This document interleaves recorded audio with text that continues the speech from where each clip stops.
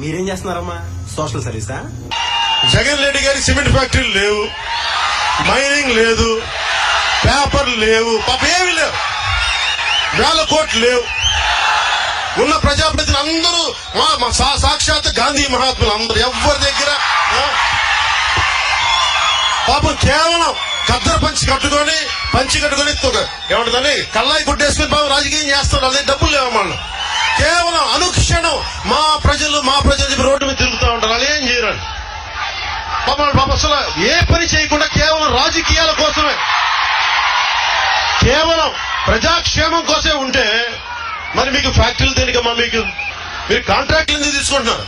అంటే మీ పనులు మీరు చేసుకోవచ్చు, మీ వేల కోట్లు మీరు దోచేసుకోవచ్చు. కానీ మేము కష్టపడి ఏదో పని చేసుకొని బ్రైడ్ రూమ్ మీదకి వచ్చి ప్రజల కోసం వస్తే మేము సినిమాలు చేస్తుంటే ఖాళీ సమయాలు చేస్తున్నాం.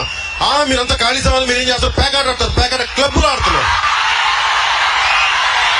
పేకాట క్లబ్బులు పెట్టే మీరు కూడా మమ్మల్ని విమర్శిస్తే అందుకే చెప్తున్నా, ఏదో తల్లి బిడ్డ న్యాయంగా బతుకుదాం. తల్లి బిడ్డ న్యాయంగా పోదాం అంటే పోదాం.